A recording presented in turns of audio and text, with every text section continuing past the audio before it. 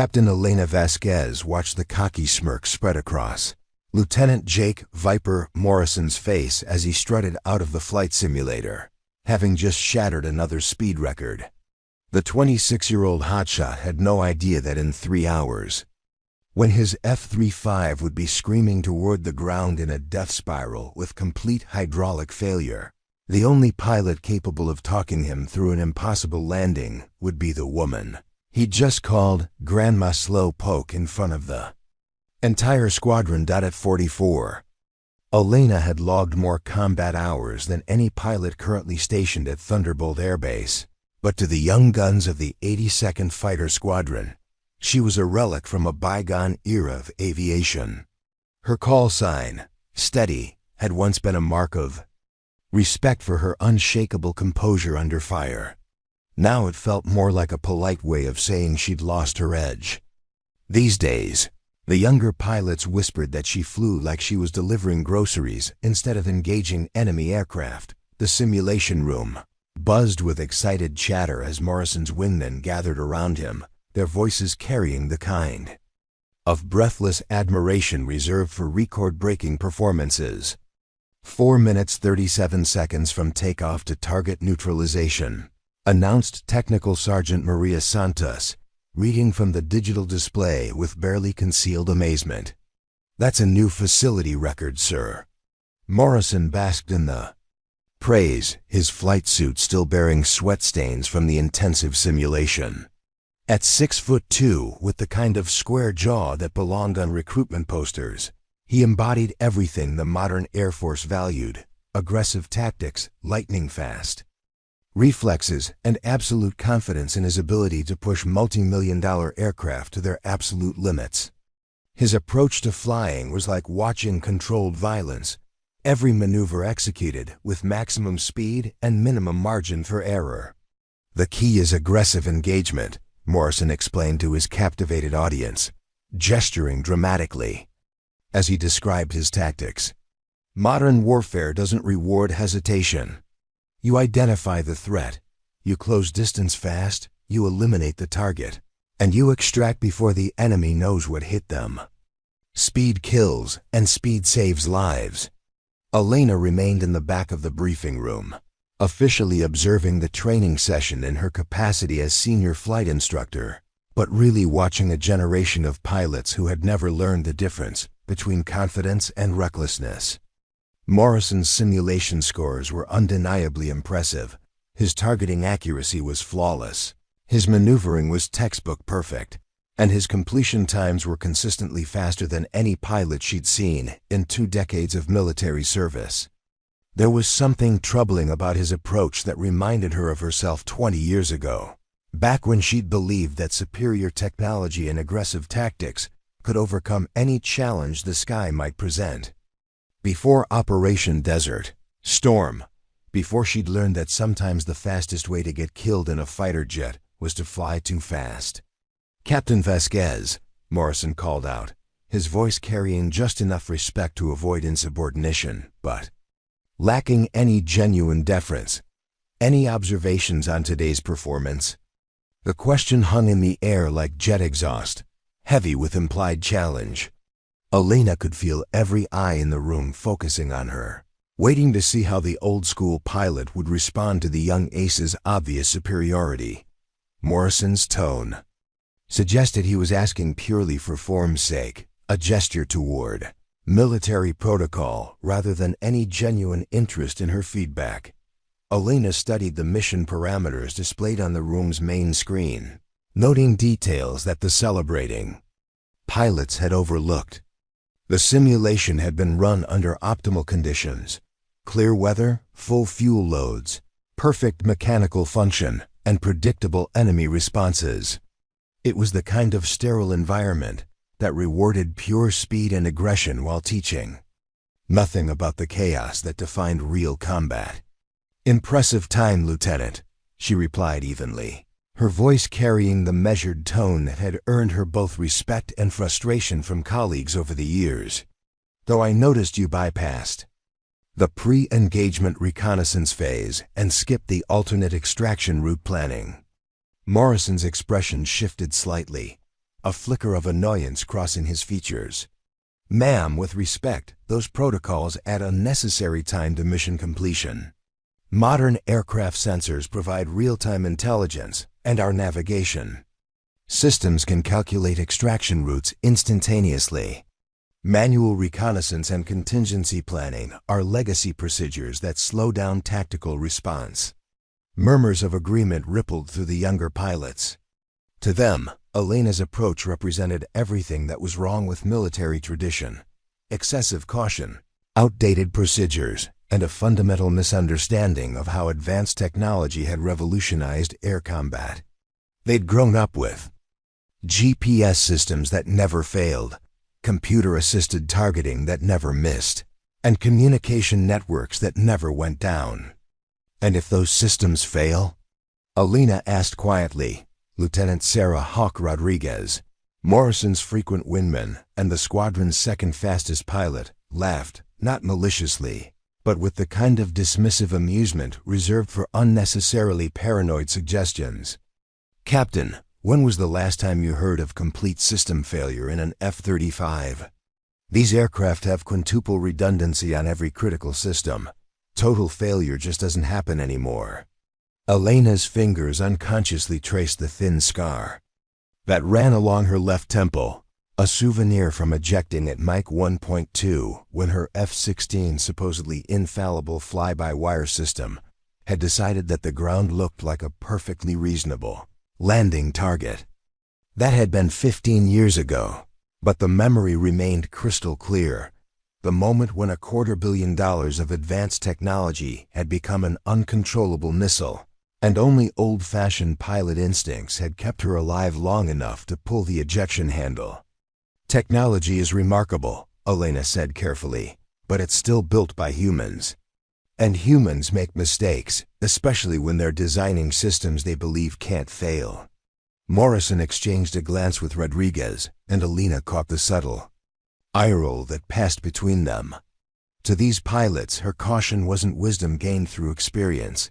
It was fear masquerading as prudence. They'd studied her service record, of course. 17 confirmed air-to-air victories, 3 successful extractions from hostile territory, and a combat efficiency rating that had once been the gold standard for the entire Air Force. But they'd also noted that her mission completion times were consistently slower than modern averages. Her fuel consumption rates were higher due to her conservative flight patterns, and her tactical approach favored methodical engagement over the lightning-fast strikes that defined contemporary air combat doctrine. In their minds, she was a competent pilot who'd been passed by evolution, still capable, but no longer optimal for the demands of modern warfare. The briefing concluded with Morrison receiving congratulations from Squadron Commander Colonel David Iceman Patterson, a hard-charging officer in his early 50s who'd built his career on the same aggressive tactics that Morrison exemplified. Patterson had been pushing for Elena's transfer to a training facility for the past 6 months, arguing that the 82nd Fighter Squadron needed instructors who understood the realities of current combat rather than pilots still fighting yesterday's wars. As the room emptied, Elena remained behind to review the simulation data more carefully. Morrison's performance had indeed been remarkable by every measurable standard, but buried in the telemetry were details that concerned her. His fuel consumption during high-speed maneuvers was pushing the F-35 safety margins. His G-force exposure during aggressive turns was consistently above recommended limits. Most troubling is reaction times to unexpected variables. The few that the simulation included showed momentary hesitation as his brain processed situations that didn't match his training scenarios. Technical Sergeant Santos approached. As Elena studied the data, carrying a coffee cup and wearing the expression of someone who had something important to say, but wasn't sure how to begin. Santos was a 20-year Air Force veteran who'd worked with Elena since her assignment to Thunderbolt Base, and had developed the kind of professional relationship that allowed for frank conversations. "Captain," Santos began carefully, been analyzing pilot performance data across the squadron for the past 6 months. Elena looked up from the displays, noting the slight tension in Santos's voice. Findings? Well, Lieutenant Morrison and his group consistently post the fastest mission times and highest accuracy scores we've ever recorded. By every official metric, they're the most effective pilots this base has ever produced. Santos paused, consulting her tablet, but there's something else in the data that's interesting. Go on. Preparing and narrating this type of story took us long efforts and hard work. So if you are enjoying this story, please consider subscribing to our channel. When I run simulations with unexpected variables, equipment malfunctions, weather changes, communication failures, their performance degrades more sharply than I'd expect from pilots of their caliber. It's like they're perfectly optimized for perfect conditions, but any deviation from the expected parameters creates disproportionate performance drops. Elena nodded slowly, recognizing a pattern she'd observed but hadn't quantified. And pilots trained under different methodologies? Santos pulled up another data set. Pilots trained with traditional contingency planning and manual backup procedures show more consistent performance across varying conditions. Slower average times, but much smaller performance variations when things go wrong. The implications were troubling but not surprising. The modern Air Force had become extraordinarily good at training pilots for optimal scenarios while inadvertently creating vulnerabilities when reality deviated from expectations. Speed and efficiency were valuable, but resilience and adaptability were becoming lost arts. Have you shared this analysis with Colonel Patterson? I tried, ma'am. He said that our job is to train pilots for success, not failure, and that focusing on worst-case scenarios creates defensive mindsets that reduce combat effectiveness. Elena sighed, recognizing the institutional blindness that had taken hold throughout the military. The drive for measurable improvement had created a culture that optimized for known variables while systematically ignoring unknown ones. It was a perfectly logical approach that worked brilliantly right up until the moment when logic wasn't enough. As she walked across the tarmac toward her quarters, Elena passed a line of F-35 Lightning, eyes gleaming in the afternoon sun. Each aircraft represented the pinnacle of aviation technology, stealth capabilities that made them nearly invisible to enemy radar, sensors that could track targets beyond visual range, and weapon systems that could engage multiple threats simultaneously. With computer-guided precision, but looking at these technological marvels, Elena found herself thinking about her old F-16, a simpler aircraft with mechanical backup systems and analog instruments that could function when every computer on board had failed. The F-16 had been less sophisticated but more forgiving, designed by engineers who understood that pilots needed options when everything went wrong. The F-35 was undeniably superior in every measurable way, but it had been designed by people who believed they could engineer away the need for human judgment under extreme conditions. Every system was computerized, every function was optimized, and every contingency was supposedly anticipated by algorithms that could process information faster than any human brain. Elena's concerns weren't about the aircraft's capabilities. The F-35 was a remarkable machine that could accomplish missions her generation of pilots could never have imagined. Her concerns were about the pilots being trained to fly them. Morrison and his contemporaries had learned to work with the aircraft's computers rather than learning to think independently. When those computers failed, they'd been taught to trust the technology completely because the technology was, statistically speaking, completely trustworthy. But Elena had been flying long enough to know that statistics became irrelevant when you were the unlucky pilot experiencing the one-in-a-million failure that wasn't supposed to happen. Her quarters were Spartan but comfortable, decorated with photographs from 2 decades of military service and a small collection of aviation books that younger pilots would consider obsolete. Elena poured herself a glass of wine and settled into her reading chair with a technical manual on emergency landing procedures, the kind of information that modern pilots access through computer databases rather than memorizing through repetitive study. But Elena had learned that when you needed information most desperately, computers had a tendency to be unavailable. So she continued studying the old-fashioned way, committing procedures to memory and practicing scenarios in her mind, until her responses became instinctive rather than intellectual. Outside her window, she could see Morrison and Rodriguez heading toward the officers' club, their body language radiating the confidence that came from being the best at what they did. They were laughing about something, probably recounting today's simulation victories and planning tomorrow's attempts to break their own records. Elena envied their certainty. She remembered what it felt like to believe that skill and technology could overcome any challenge, to approach each mission with the absolute conviction that superior training and equipment guaranteed success. That confidence had served her well for years, right up until the moment when she'd learned that the sky was full of situations that no amount of training could fully prepare you for. The irony wasn't lost on her that her reputation for being too slow had developed precisely because she'd learned to be fast when it mattered most. Her deliberate approach to mission planning, her insistence on backup procedures, and her methodical flight patterns weren't signs of lost nerve. They were the hard-earned wisdom of a pilot who'd survived situations that had killed others. But try explaining that to pilots who'd never experienced true system failure, who'd never had to land a damaged aircraft using nothing but stick and rudder skills, who'd never faced the moment when all the technology in the world became useless metal and the only thing standing between life and death was the knowledge stored in your head and the muscle memory in your hands.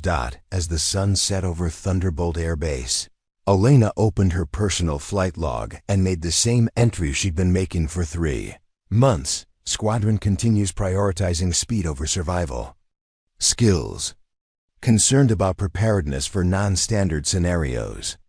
Tomorrow would bring another day of watching brilliant young pilots practice perfect techniques for perfect conditions, while the imperfect realities of combat aviation remained as dangerous and unpredictable as ever.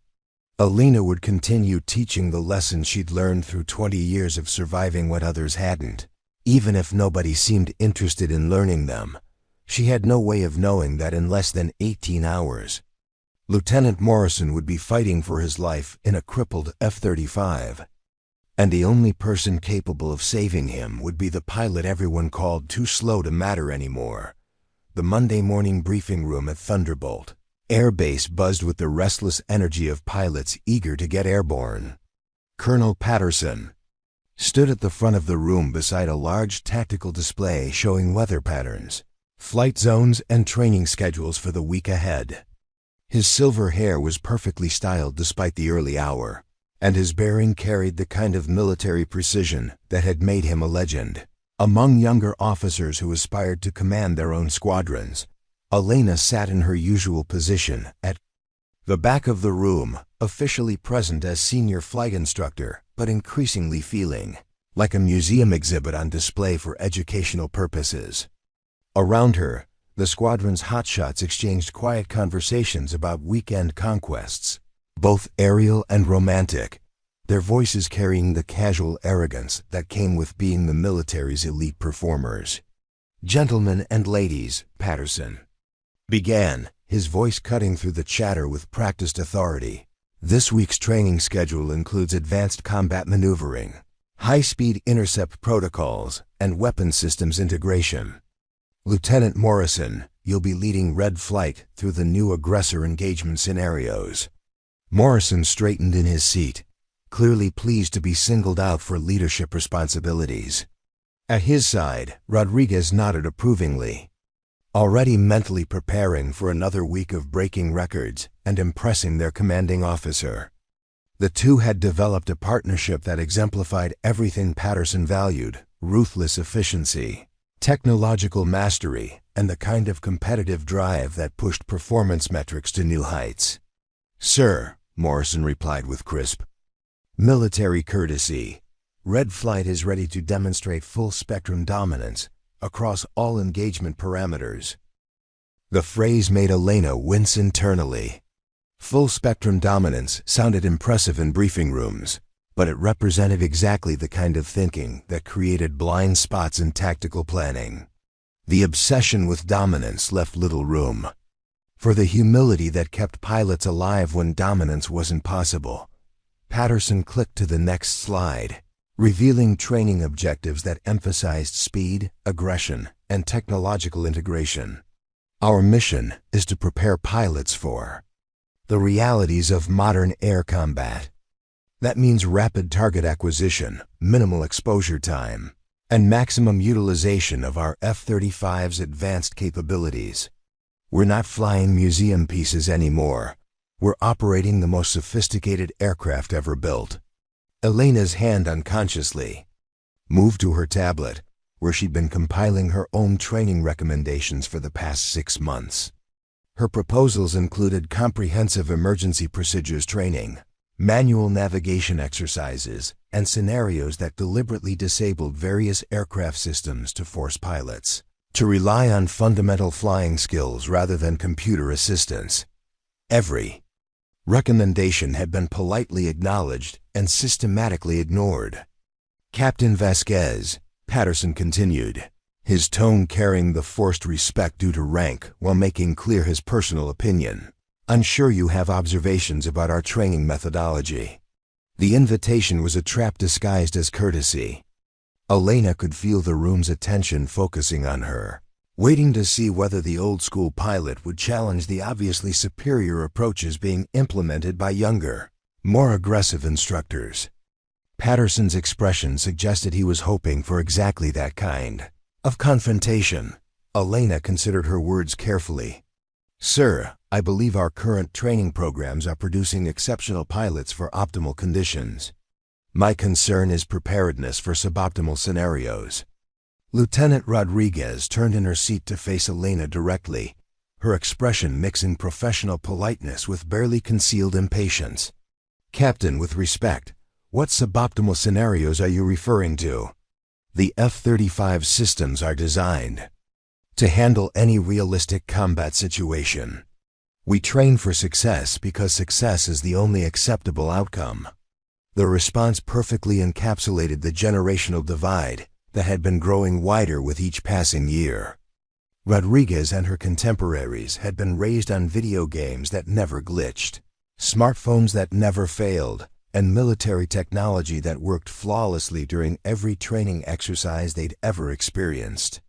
The concept of catastrophic system failure wasn't theoretical to them, it was simply inconceivable. I'm referring to situations where technology fails unexpectedly, Elena replied evenly. Weather conditions that exceed computer modeling parameters. Mechanical failures that cascade beyond redundancy systems. Combat scenarios where electronic warfare renders our advanced systems inoperable. Morrison leaned back in his chair with the kind of patronizing smile usually reserved for explaining obvious concepts to children. Captain, I understand your concerns, but they're based on experiences with older aircraft that lack the reliability of current systems. The F-35 has been tested under every conceivable failure scenario.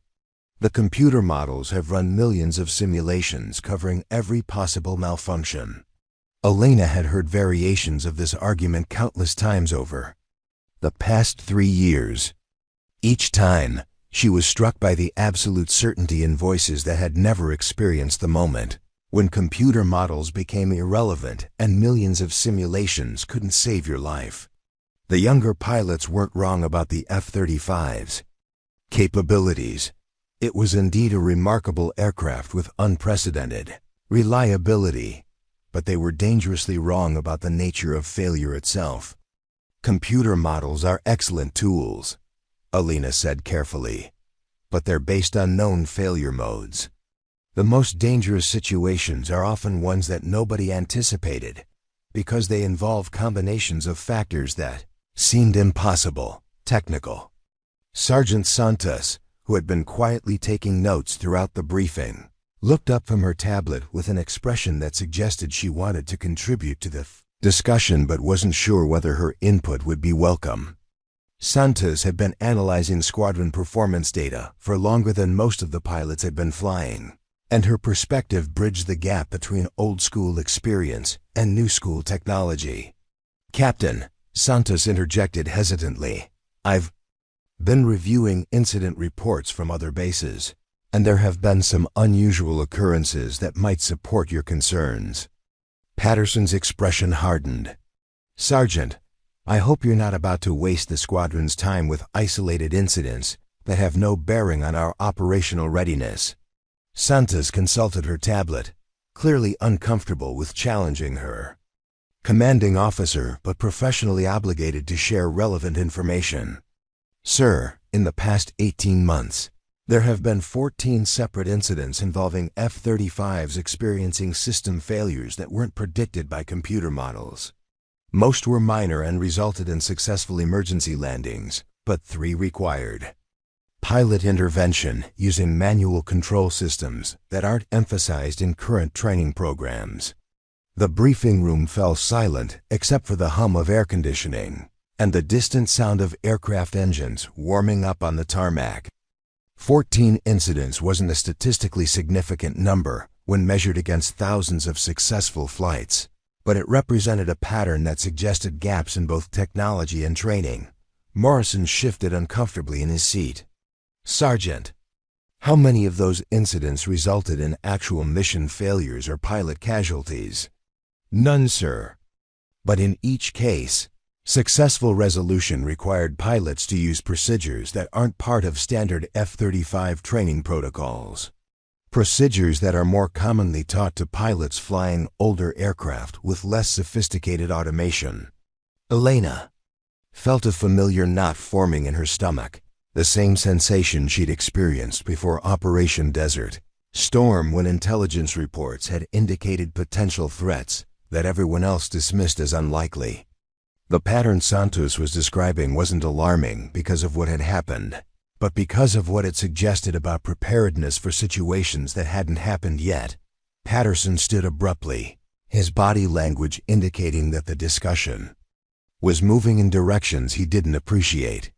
"Ladies and gentlemen, our mission is to train the most effective combat pilots in the world, not to prepare for imaginary scenarios based on statistical anomalies. The F-35 is the most advanced fighter aircraft ever built, and our pilots are the best trained aviators in history." The colonel's tone carried the kind of finality that ended discussions in military environments, but Elena could see doubt flickering in the eyes of some of the younger pilots. Santos's revelation about 14 incidents had introduced a crack in their certainty about technological infallibility, and Elena recognized the moment when minds might be open to alternative perspectives.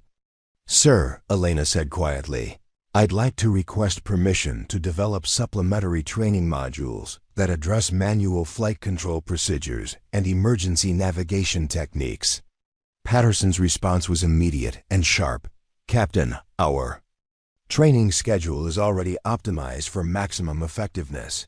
Adding unnecessary procedures would reduce time available for advanced tactical training that actually improves combat performance." Rodriguez nodded emphatically. "Sir, learning outdated backup procedures might actually be counterproductive. It could create hesitation in pilots who should be trusting their instruments and systems. In modern air combat, the pilot who hesitates is the pilot who dies." The irony of Rodriguez's statement wasn't lost on Elena, who had survived multiple combat situations precisely because she'd hesitated long enough to question her instruments when they were providing false information. But she recognized the futility of arguing against institutional momentum that had been building for years. The briefing concluded with assignments that emphasized exactly the kind of training Elena was concerned about: high-speed intercepts, technology-dependent navigation, and scenarios that assumed perfect system function. As pilots filed out of the room, discussing their eagerness to break Morrison's simulation records, Elena remained behind to study the incident report Santos had mentioned. The 14 F-35 system failures painted a troubling picture of technology, pushed to its limits by conditions that computer models hadn't anticipated. None of the incidents had been catastrophic, but each had required pilot skills that weren't being taught to the current generation of aviators. More concerning, the successful resolution of each incident had depended on pilots who'd received training on older aircraft that required more manual intervention. Elena pulled up the personnel files of the pilots involved in successful emergency landings and found exactly the pattern she'd expected. Every successful resolution had been achieved by pilots over 35 who'd trained on F-16s, F-15s, or other aircraft that required more hands-on flying skills. Younger pilots trained exclusively on F-35s had consistently required assistance from ground control or other pilots to resolve similar emergencies. Santos approached as Elena finished reviewing the data, carrying 2 cups of coffee and wearing the expression of someone who'd been thinking carefully about the morning's discussion. "Captain, I've been running some additional analysis on squadron performance metrics." Elena accepted the coffee gratefully. "What kind of analysis?" "I looked at pilot performance during training exercises where I introduced unexpected variables. Simulated equipment failures, weather changes, communication disruptions. The results are ... interesting." Santos pulled up a series of charts on her tablet showing performance metrics across different types of scenarios. "For standard training exercises under optimal conditions, our current pilots consistently outperform historical averages by significant margins. Lieutenant Morrison and his group are genuinely exceptional when everything works as expected." Elena studied the data, noting the impressive numbers that supported Patterson's confidence in current training methods. But when I introduce variables that force pilots to deviate from standard procedures, performance drops precipitously. Pilots trained under older methodologies show much smaller performance degradation when conditions change unexpectedly. The implications were stark. The Air Force was producing pilots who were supremely competent under ideal conditions, but potentially vulnerable when reality deviated from expectations. It was like training race car drivers exclusively on perfect tracks and then expecting them to perform equally well on roads with potholes, ice, and construction zones.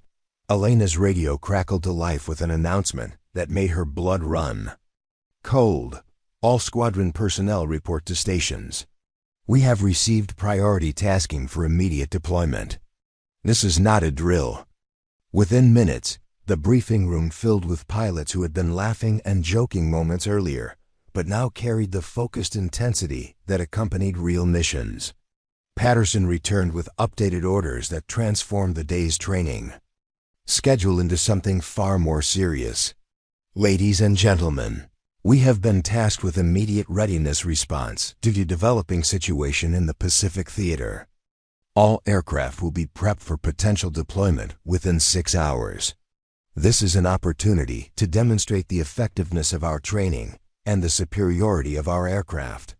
Elena felt the familiar pre-mission tension that had defined her career, but this time it was complicated by knowledge that the pilots around her had never been tested under real-world conditions where their technological advantages might become liabilities. Morrison and Rodriguez exchanged excited glances, clearly eager to prove themselves in actual combat rather than simulations. As pilots dispersed to begin mission preparation, Elena approached Patterson with a final attempt to address her concerns. "Sir, given the potential for deployment, I'd like to recommend abbreviated emergency procedures briefings for the squadron." Patterson's response was predictably dismissive. "Captain, these pilots have received the most comprehensive training in Air Force history. They don't need last-minute remedial instruction in procedures they'll never use." Elena nodded and walked away, knowing that she'd done everything possible within the constraints of military hierarchy and institutional resistance. But as she watched Morrison and Rodriguez, confidently discussing their eagerness to finally fly real missions instead of training exercises. She couldn't shake the feeling that the squadron was about to face exactly the kind of unexpected challenges that their training had never prepared them for. The afternoon would bring mission briefings for potential deployment, final aircraft preparations, and the kind of pre-combat tension that revealed whether pilots were truly ready for the realities of warfare. Elena would spend those hours doing everything possible to prepare her squadron for situations that everyone else believed were impossible. She had no way of knowing that, within 18 hours, the impossible would become inevitable, and the pilot, everyone called too slow, would become the only person capable of saving the squadron's fastest aviator from a death that no amount of technology could prevent. The desert heat shimmered across the runway at Al Dafra Air Base in the United Arab Emirates as Elena stepped off the transport aircraft that had carried the 82nd Fighter Squadron halfway around the world in less than 24 hours. The deployment had come with lightning speed, triggered by intelligence. Reports of hostile aircraft movements in international airspace that required immediate American response. For the younger pilots, it was their first taste of real-world deployment rather than training exercises conducted in familiar airspace.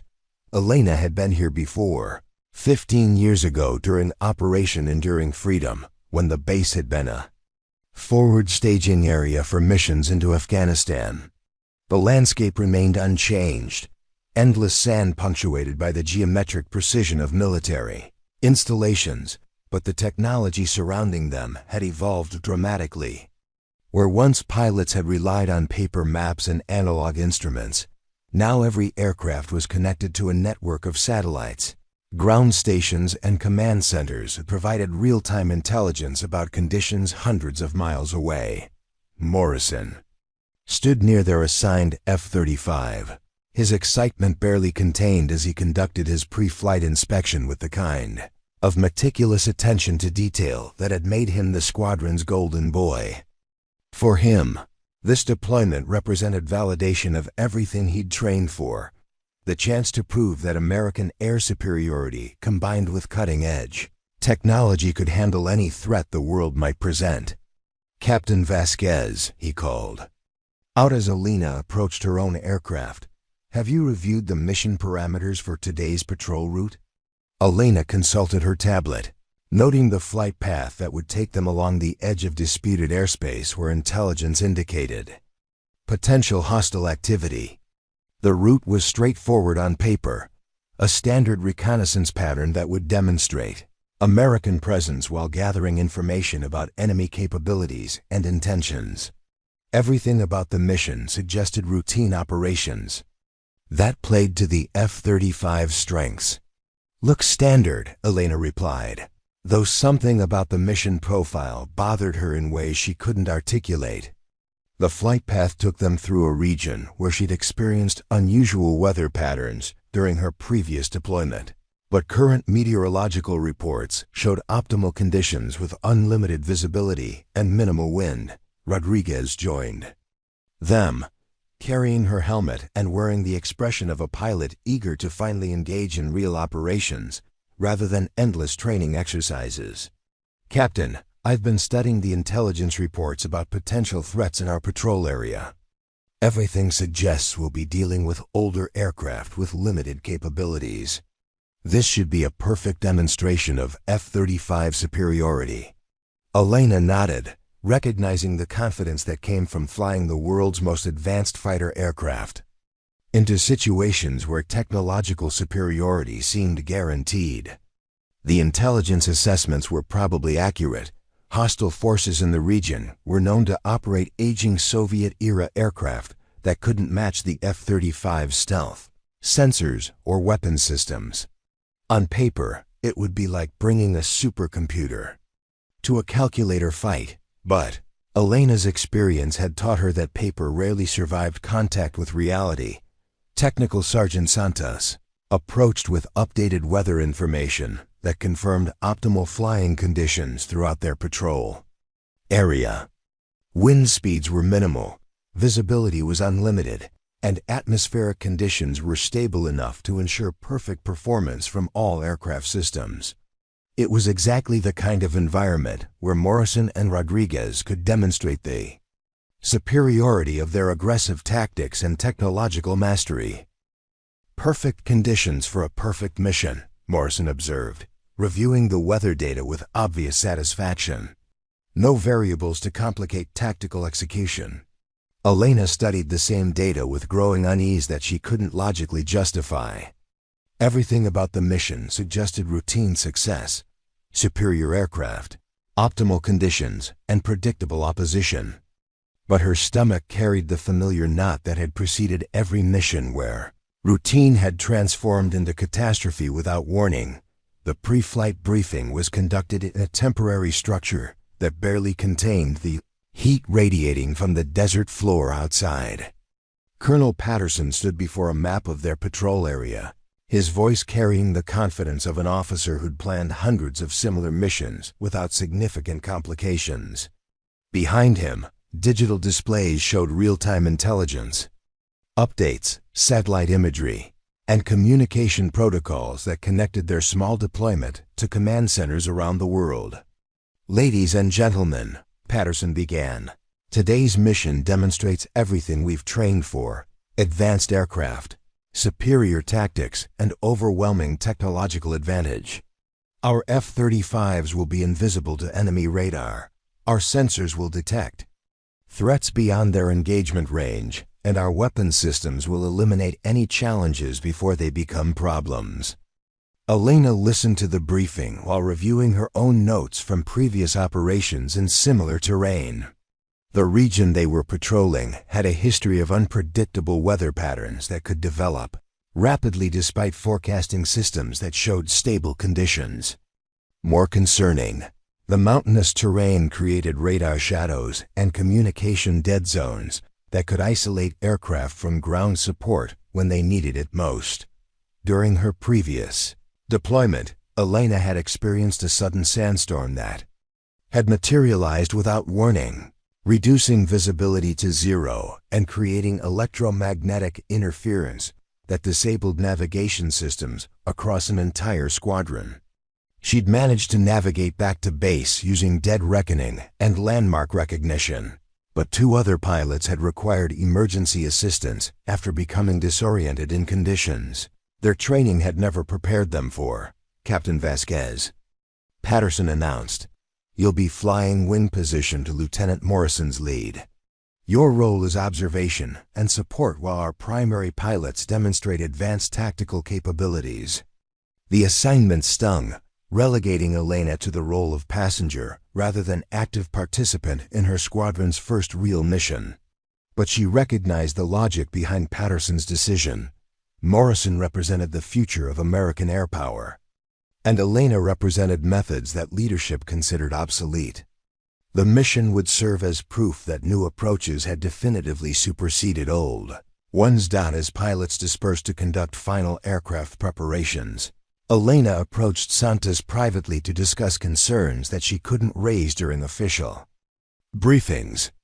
Santos had been reviewing regional weather patterns with the kind of detailed analysis that went beyond standard meteorological reports, and her expression suggested she'd identified potential issues that others had overlooked.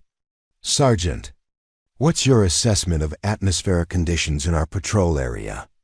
Santos consulted her tablet, showing data that painted a more complex picture than the simple optimal conditions reported during the briefing. "Captain, surface conditions look excellent, but I'm seeing some unusual pressure variations at altitude that could indicate developing weather systems."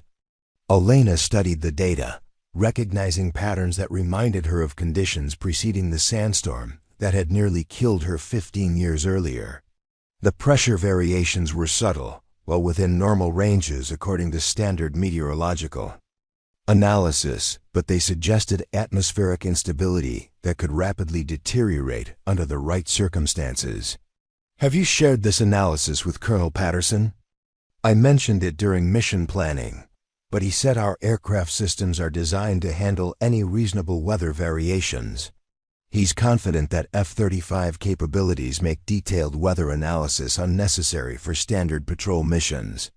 Elena felt the familiar frustration of watching institutional blindness dismiss potential threats that didn't fit established parameters. Patterson wasn't wrong about F-35 capabilities. The aircraft could indeed handle weather conditions that would ground older fighters. But his confidence assumed that weather would behave according to computer models rather than the chaotic reality that had taught Elena to prepare for impossible scenarios. The final equipment check revealed everything Elena had expected. Perfect mechanical function, optimal fuel loads, and advanced systems operating at peak efficiency. Her F-35 represented the pinnacle of aviation technology, with stealth capabilities that made it nearly invisible to enemy detection, sensors that could track targets beyond visual range, and weapon systems that could engage multiple threats simultaneously. But as Elena settled into the cockpit and began her pre-flight procedures, she found herself thinking about the survival kit tucked beneath her ejection seat. The kit contained items that younger pilots considered obsolete: a magnetic compass, paper maps of the region, emergency flares, and a handheld GPS unit with backup batteries. None of these items were officially required for F-35 operations, but Elena had learned to carry redundant navigation tools that didn't depend on aircraft systems. Morrison's voice crackled over the radio, with the kind of enthusiasm that made Elena simultaneously proud and worried. "Red flight, this is Red Leader. All systems green, mission parameters confirmed, ready for takeoff." Elena responded with the appropriate radio protocol while mentally reviewing emergency procedures that weren't part of standard F-35 training. Manual flight controls, dead reckoning navigation, and visual landmark identification, skills that she'd maintained despite institutional pressure to focus exclusively on technology-dependent procedures. The takeoff was flawless, with both F-35s lifting off into crystal-clear desert air that stretched endlessly in all directions. Below them, the geometric patterns of Al Dafa Air Base gave way to the organic curves of sand dunes that had remained unchanged for millennia.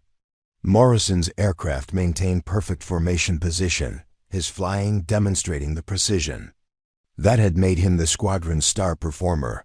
For the first hour of their patrol, conditions remained exactly as predicted: unlimited visibility, stable atmospheric pressure, and communication clarity that connected them to ground control with perfect fidelity.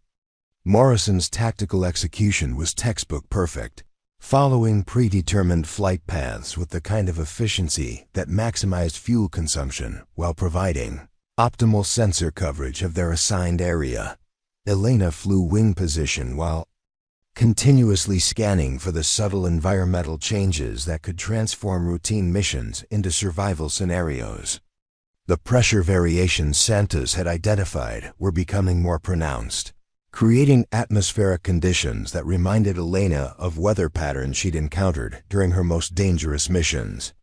"Red Leader, this is Red 2, Elena transmitted.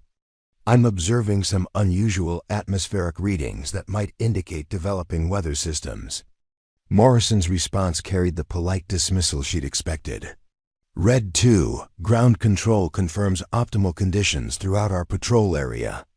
All aircraft systems are functioning normally." Elena checked her instruments, noting readings that confirmed Morrison's assessment. According to every official measurement, conditions remained perfect for continued operations. But her survival instincts, honed through 20 years of experiencing the difference between predictions and reality, suggested that perfect conditions were about to become anything but perfect. 30 minutes later, the first visual signs of trouble appeared on the horizon, a thin line of discoloration that could have been mistaken for heat shimmer if Elena hadn't recognized it as the leading edge of a rapidly developing sandstorm. The phenomenon was moving faster than meteorological models predicted was possible, driven by atmospheric pressure variations that created Conditions no computer had been programmed to anticipate. Preparing and narrating this type of story took U.S. long efforts and hard work. So if you are enjoying the story, please consider subscribing to our channel. Elena keyed her radio immediately. Red Leader, I have visual confirmation of developing storm system bearing 270, approximately 40 miles out and closing fast. Morrison's instruments showed no indication of approaching weather, and ground control continued reporting stable conditions throughout their area of operations. Red 2, I'm not showing any weather on my displays. Are you certain about that? Assessment? Elena watched the storm system expand with the kind of exponential growth that characterized the most dangerous desert weather phenomena. Within minutes, what had been a thin line on the horizon had become a wall of sand and wind that stretched across their entire field of vision. Her experience told her they had perhaps 10 minutes before the storm would engulf their position and reduce visibility to zero. Red Leader, we need to return to base immediately. This storm is moving faster than any prediction model accounts for. But Morrison was reviewing data from multiple sources that all indicated stable weather conditions. His instruments showed clear skies, ground control confirmed optimal visibility, and satellite imagery displayed no significant atmospheric disturbances in their operational area. Every technological source available to him contradicted Elena's visual assessment of rapidly approaching catastrophe. Red 2, I'm not seeing confirmation of storm activity from any official sources. We're continuing the mission as planned. Elena felt the familiar weight of knowledge that couldn't be shared through official channels because it contradicted institutional certainty. She was watching a phenomenon that weather prediction systems had missed, approaching at speeds that computer models considered impossible, threatening to create exactly the kind of crisis that modern training procedures assumed would never occur. As the storm system continued its impossible approach toward their position, Elena began reviewing emergency procedures that weren't part of standard F-35 operations, visual navigation techniques for zero visibility conditions, RADIO communication protocols for when electronic systems failed, and landing procedures for when instrument guidance became unavailable. Morrison continued, flying his perfect mission profile, trusting in technology that had never failed him, and following procedures that had worked flawlessly during hundreds of training exercises. Elena flew beside him, preparing for the moment when perfect technology would encounter imperfect reality, and the pilot everyone called too slow would become the only person capable of preventing disaster. The storm was 8 minutes away, and accelerating. The sandstorm struck with the fury of a natural apocalypse, transforming crystal-clear desert air into an impenetrable wall of swirling particles that reduced visibility to mere feet. Elena felt her F-35 shudder as the first winds hit, buffeting the aircraft with turbulence that no simulation had ever replicated. Within seconds, the perfect flying conditions that had defined their mission disappeared into a chaos of sand, wind, and electromagnetic interference that turned their advanced aircraft into little more than expensive metal struggling to stay airborne. Red Leader, I've lost visual on everything. Morrison's voice crackled over the radio, the usual confidence replaced by the sharp edge of a pilot confronting conditions he'd never encountered. My instruments are showing conflicting readings.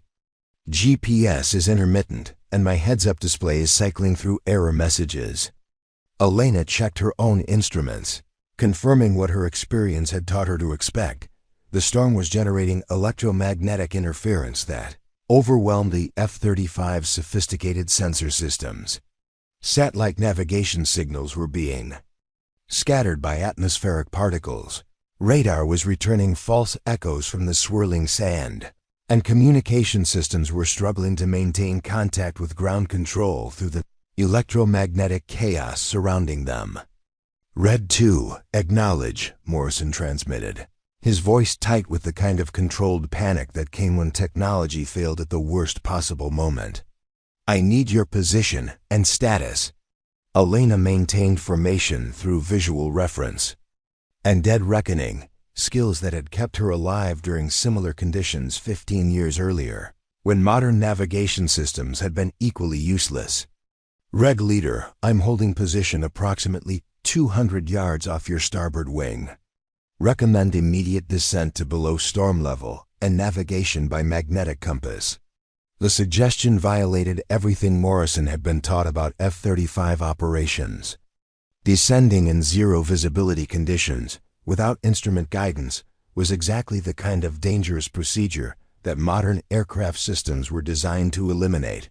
Every protocol he'd memorized emphasized trusting electronic systems over pilot instincts, particularly in emergency situations where human judgment could be compromised by stress and disorientation.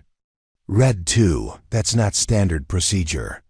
I'm maintaining altitude and attempting to re-establish contact with ground control for instrument guidance. Elena watched Morrison's aircraft through the swirling sand, noting the erratic flight path that indicated a pilot fighting his aircraft rather than flying it. His F-35 was responding to the turbulence with computer-assisted corrections that were designed for normal, atmospheric conditions, but the storm was creating wind patterns that confused the flight control systems and generated responses that made the aircraft less stable rather than more. Ground control's voice emerged through static that made communication nearly impossible. Red flight ...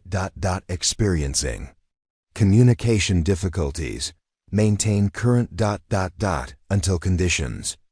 The transmission dissolved into electronic noise that provided no useful information and confirmed Elena's assessment that they were effectively isolated from outside assistance.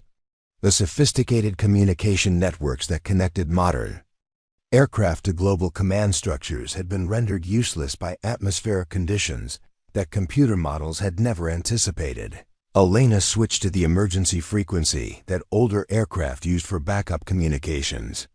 Knowing that Morrison's F-35 was equipped with the same system despite never having been trained to use it, Red Leader switched to emergency frequency 243.0 for clearer communication. Morrison's response revealed his unfamiliarity with procedures that weren't part of standard F-35 training. Red 2, I'm not showing that frequency in my communication protocols. My system is automatically cycling through available channels to find the best signal. The F-35's communication system was indeed sophisticated enough to automatically select optimal frequencies, but it was designed to work within normal operational parameters.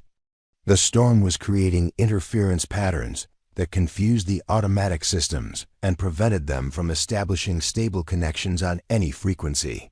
Elena manually tuned her radio to the emergency frequency, using controls that most modern pilots never touched because their aircraft handled such adjustments automatically. Red Leader, you need to manually tune to 243.0. The automatic systems can't handle these interference patterns. The silence that followed suggested Morrison was struggling to locate manual radio controls that he'd never used during training. His F-35 was equipped with the capability for manual frequency selection, but the procedure wasn't emphasized in modern training programs that assumed automatic systems would always function properly.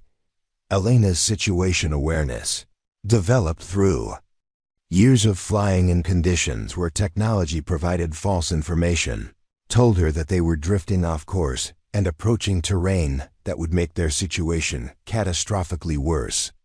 The storm was pushing them toward a mountain range that created downdrafts capable of slamming aircraft into the ground before pilots could react. Red Leader, we need to turn to bearing 090 immediately. We're being pushed toward the Hayar Mountains, and the downdrafts in this weather will be severe. Morrison's response revealed the disorientation that occurred when pilots trained exclusively on electronic navigation suddenly found themselves without reliable instrument guidance. Red 2, my GPS is showing our position as approximately 30 miles from any significant terrain. I'm not showing mountain proximity on any display. Elena checked her handheld GPS unit, one of the backup navigation tools that she carried, despite regulations that didn't require them for F-35 operations. The unit's simpler electronics were less susceptible to electromagnetic interference, and its display showed their actual position as dangerously close to mountainous terrain that could be invisible in the swirling sand until it was too late to avoid. Red Leader, your aircraft GPS is being affected by electromagnetic interference. We're approximately 8 miles from the mountain range and closing. Turn right to bearing 090 immediately. The request required Morrison to trust Elena's navigation over his aircraft's instruments, something that violated every procedure he'd been taught about modern aviation. F-35 pilots were trained to trust their systems, absolutely, because those systems had been proven reliable through millions of hours of testing under every conceivable scenario, except the scenario they were currently experiencing. Morrison's aircraft began a gradual turn that suggested he was attempting to comply with Elena's guidance while fighting every instinct that told him to trust his instruments over another pilot's assessment. His flight path remained erratic, indicating ongoing struggles with manual flight control procedures that weren't emphasized in F-35 training programs. Elena noticed something that made her blood run cold. Morrison's aircraft was gradually losing altitude despite his apparent attempts to maintain level flight. The storm's turbulence was creating conditions that overwhelmed his aircraft's automatic flight control systems, and his unfamiliarity with manual controls was preventing him from recognizing and correcting the descent. Red Leader, you're losing altitude. Increase power and raise your nose to arrest the descent. Morrison's voice carried confusion rather than acknowledgement. Red 2, my altimeter is showing stable altitude at flight level 200. I'm not indicating any descent. Elena checked her own altimeter, noting readings that matched Morrison's instruments, but contradicted what her pilot instincts told her about their actual altitude. The electromagnetic interference was affecting barometric pressure readings, causing altimeters to display false information that could lead pilots to believe they were maintaining altitude while actually descending toward the ground. Red Leader, your altimeter is being affected by electromagnetic interference. Trust your attitude indicator and add power immediately. The suggestion required Morrison to ignore multiple instrument readings in favor of flying by feel and visual reference, exactly the kind of dangerous procedure that modern training programs warned against. Everything he'd learned about aviation safety emphasized trusting instruments over pilot perception, particularly in adverse conditions where spatial disorientation could prove fatal. Elena watched Morrison's aircraft continue its subtle descent, while he struggled to reconcile conflicting information from multiple sources. His F-35 was providing data that suggested stable flight conditions. Ground control was unreachable through the electromagnetic interference, and his wing pilot was recommending actions that contradicted his instrument readings. The situation represented every pilot's nightmare: multiple system failures, combined with conditions that made standard emergency procedures ineffective.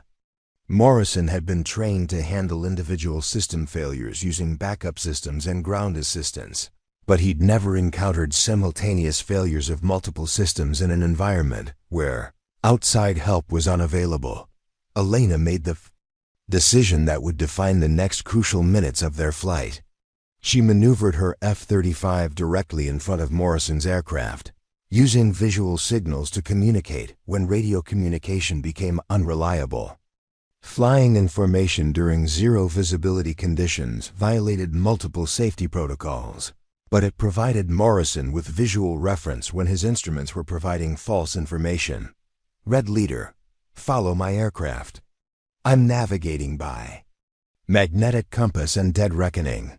Maintain visual contact and mirror my flight path. Morrison's response revealed the conflict between training and survival instincts that defined critical moments in aviation. Red 2, formation flying in. These conditions is extremely dangerous. We should maintain separation and rely on instrument navigation. Elena understood Morrison's reluctance to abandon procedures that had been drilled into him through years of training. But she also recognized that those procedures were designed for scenarios where at least some aircraft systems remained reliable.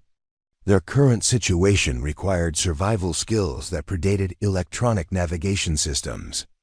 Red Leader, your instruments are compromised by electromagnetic interference. Visual formation flying is our only option for maintaining safe separation from terrain.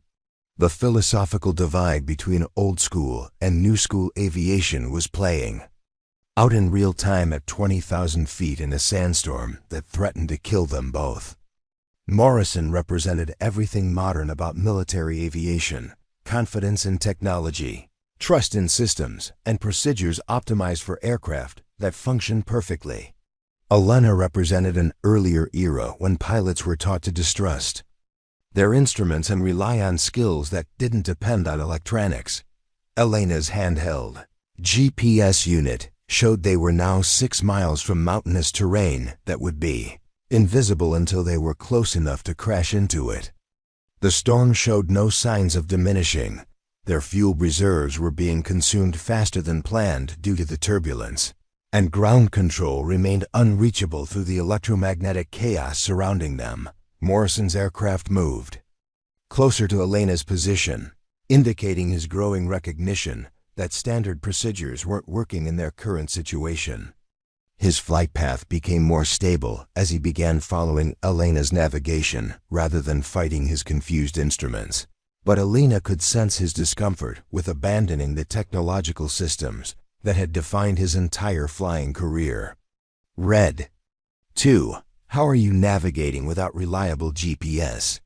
The question revealed how completely modern pilots had become dependent on electronic navigation systems. Elena was using techniques that had been standard procedure for military aviators until satellite navigation made them seem obsolete. Magnetic compass headings corrected for local variation, dead reckoning based on time and airspeed calculations, and terrain recognition using landmarks that remained visible even in adverse conditions. Red Leader, I'm using magnetic compass navigation with dead reckoning calculations.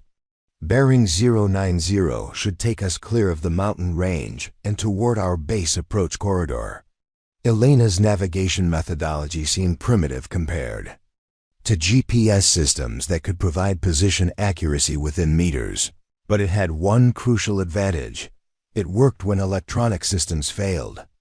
The technique she was using had guided aviators across oceans and continents for decades before satellites existed, and they remained effective when modern technology became unreliable. Morrison's voice carried the strain of a pilot operating far outside his comfort zone. Red 2, I've never performed dead reckoning navigation. How do I verify our position without GPS confirmation? The admission revealed the complete dependence on technology that characterized modern military aviation. Morrison wasn't incompetent. He was simply a product of training systems that assumed electronic navigation would always be available. Elena realized she was essentially teaching basic navigation skills to one of the Air Force's most technically proficient pilots while flying through a sandstorm that could kill them both. As Elena guided Morrison through navigation techniques that predated his birth, she couldn't help reflecting on the irony of their situation. The pilot everyone called too slow had become the only person capable of preventing the squadron's fastest aviator from flying into a mountain in conditions that revealed the limitations of the technology everyone trusted absolutely. The storm continued its relentless assault on their aircraft, but Elena felt the familiar calm that came from relying on skills that had been tested under the worst possible conditions. Morrison was learning that sometimes the old ways were the only ways that worked when everything modern failed. Simultaneously, they were still 4 miles from the mountains and running out of time. The electromagnetic interference reached catastrophic levels as they approached the heart of the storm system, transforming their F-35s from sophisticated weapon platforms into barely controllable aircraft fighting for survival against forces that no computer had been programmed to anticipate. Elena watched Morrison's fighter buck and weave through turbulence that made formation flying a deadly gamble, while his voice over the radio revealed a pilot discovering that all his training had prepared him for everything, except the situation he was actually facing. Red 2, my flight control system is providing conflicting inputs, Morrison transmitted, his voice tight with the kind of controlled fear that came when technology actively worked against survival. The computer is trying to correct for turbulence, but the corrections are making the aircraft less stable. I'm fighting the stick just to maintain level flight. Elena had experienced similar conditions during her deployment to Afghanistan when electromagnetic pulse weapons had disabled the fly-by-wire systems that modern aircraft depended upon. The F-35's computer-assisted flight controls were designed to make the aircraft easier to fly under normal conditions, but they became dangerous liabilities when atmospheric interference corrupted the sensor data they relied upon for proper function. Red Leader, you need to switch to manual flight mode and disable the automatic turbulence compensation, Elena advised, knowing that Morrison had probably never flown an F-35 without computer assistance during his entire career. The electronic systems are receiving false data and making corrections that are destabilizing your aircraft. Morrison's response revealed the depth of his dependence on automated systems that had never failed during training exercises. Red 2, I'm not sure how to disable the automatic flight controls. The system doesn't show a manual override option. In the primary interface, Elena felt a chill that had nothing to do with the high-altitude temperature outside their cockpits. Morrison was flying one of the world's most advanced fighter aircraft without understanding how to access basic manual control functions that older pilots considered fundamental knowledge. His training had focused so heavily on managing computer systems that he'd never learned to fly the airplane itself when those systems became unreliable. Red Leader, look for a small switch labeled FCS Override on your left console, below the throttle quadrant. It's not part of the standard interface because it's designed for emergency use only. Elena guided Morrison through procedures that weren't covered in modern F-35 training programs, because instructors assumed that electronic flight controls would never require manual override. The switch she was directing him to find was a legacy feature included by engineers who remembered when aircraft required pilots to actually fly them rather than simply managing automated systems. The silence over the radio stretched longer than Elena found comfortable, indicating that Morrison was struggling to locate controls that weren't emphasized in his training. His F-35 continued its erratic flight path through the turbulence, each uncontrolled movement bringing them closer to the terrain that remained invisible in the swirling sand, but was approaching with mathematical certainty. Red 2, I found the switch, but my training never covered manual flight control procedures. What happens when I disable the computer assistance? Morrison's question revealed the generational divide that had been growing in military aviation for the past decade. Older pilots like Elena had learned to fly aircraft manually before transitioning to computer-assisted systems, giving them fundamental skills that remained accessible when technology failed.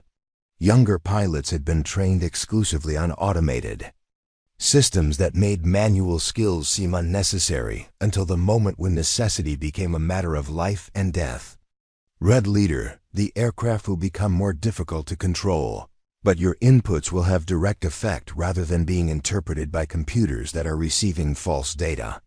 Trust your instincts and fly the airplane like it's a mechanical system rather than an electronic one.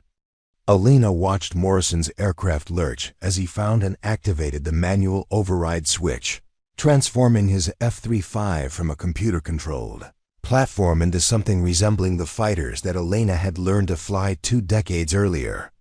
His flight path immediately became more erratic as he struggled to maintain control without the electronic assistance that had defined his entire flying experience.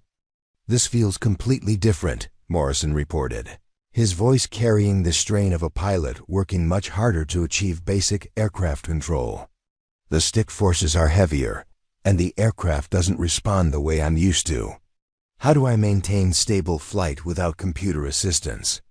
Elena began what amounted to a real-time flight instruction session at 20,000 feet in the middle of a sandstorm that continued to generate electromagnetic interference capable of disabling their most sophisticated systems. She was teaching basic manual flying skills to one of the Air Force's most technically accomplished pilots, while navigating through conditions that could kill them both if she made a single mistake.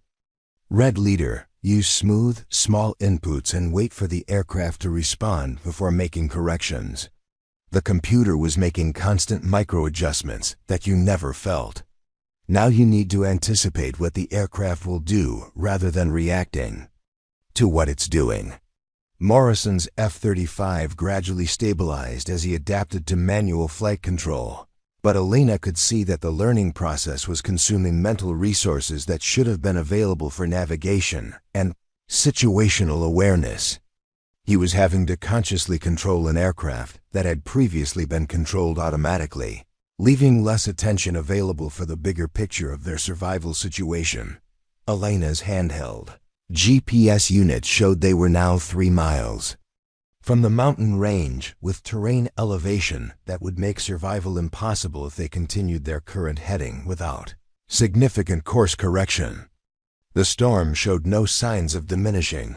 Their fuel consumption continued to exceed planned rates due to the constant maneuvering required to maintain control in the turbulence, and Morrison was still learning to fly his aircraft manually under the worst possible conditions.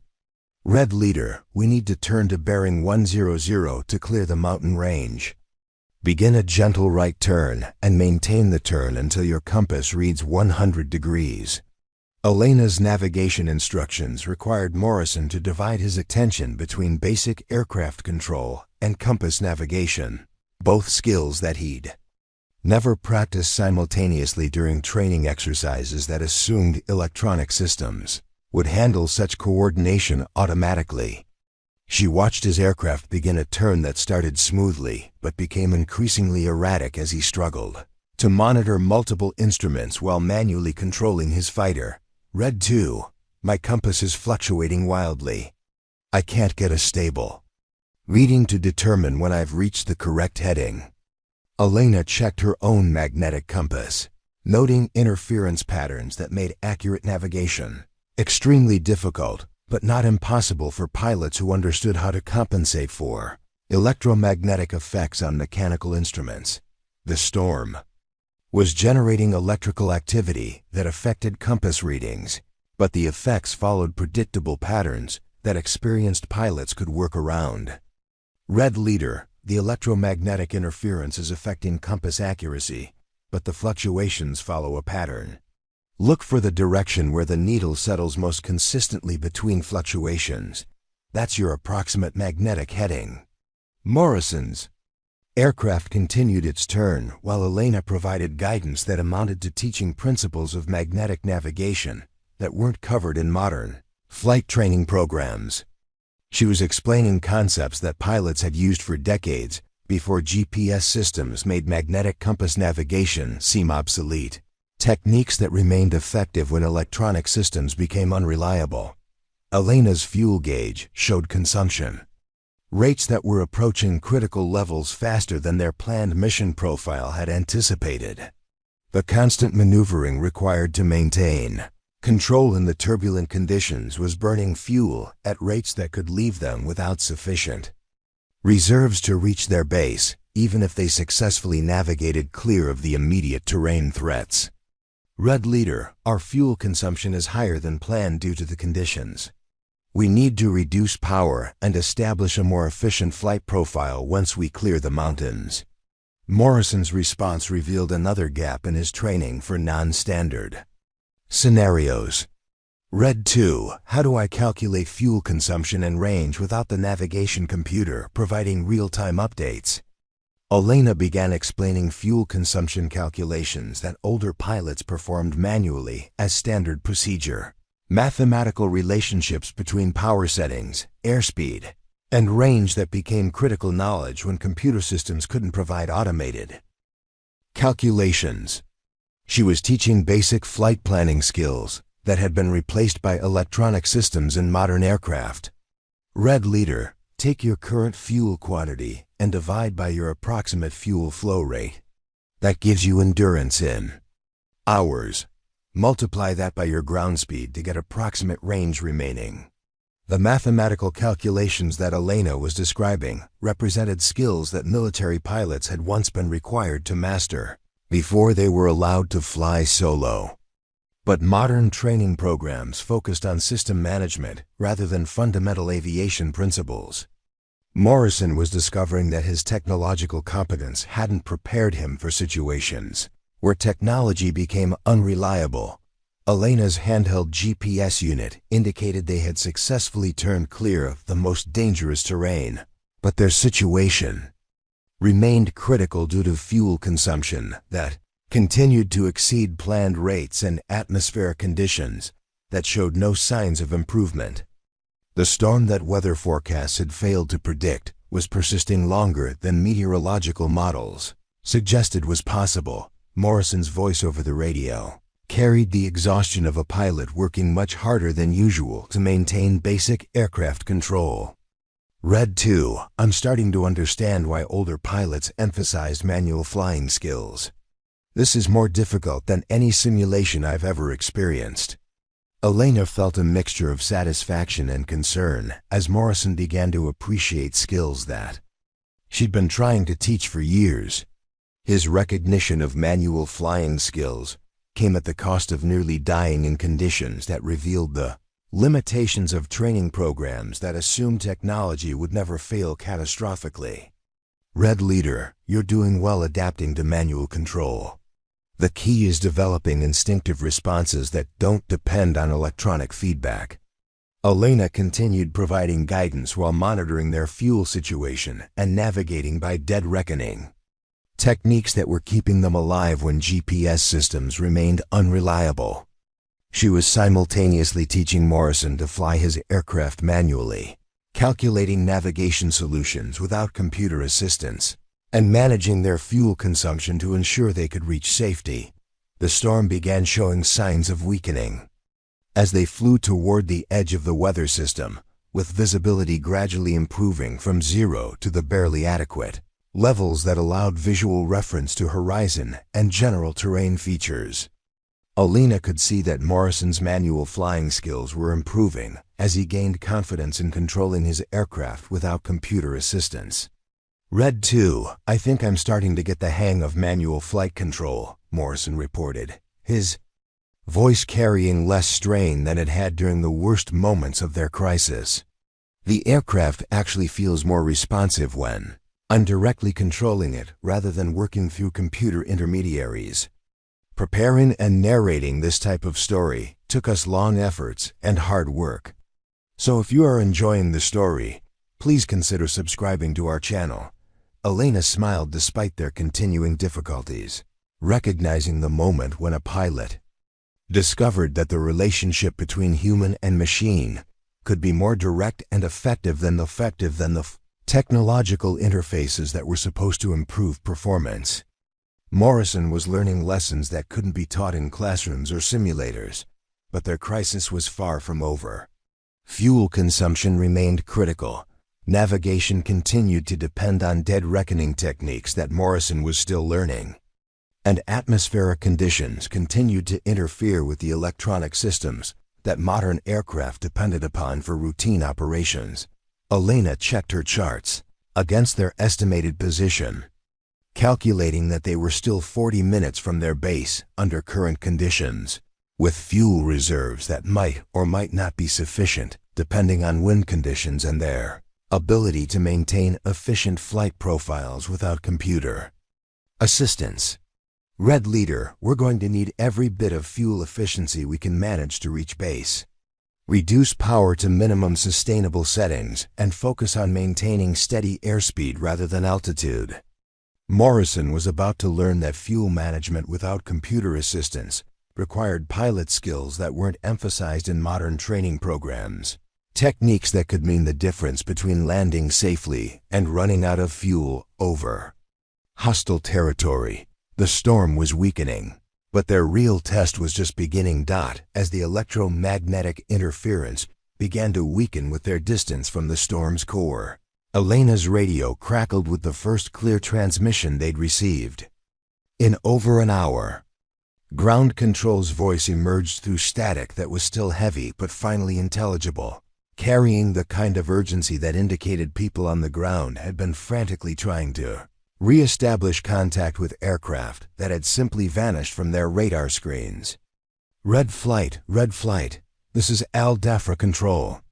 Respond immediately if you copy this transmission. We show no radar contact and have been unable to reach you for the past 60 minutes. Elena keyed her microphone while continuing to monitor Morrison's fuel consumption and flight path, noting that his manual flying skills were improving but still required conscious effort that would normally be handled automatically. Al Dafra Control. This is Red 2.